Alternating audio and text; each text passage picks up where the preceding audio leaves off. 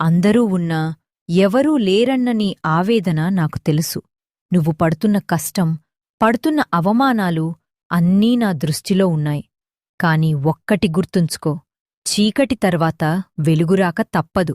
సింహం వెనక్కి తగ్గింది అంటే అది ఓడిపోయినట్టు కాదు, వేటను మొదలుపెట్టబోతున్నట్టు. నీ కష్టాలన్నీ తీరిపోయే రోజు దగ్గర్లోనే ఉంది. ధైర్యాన్ని వదలద్దు. నీ వెనుక నేనున్నాను. నమ్మకమే నీ బలం.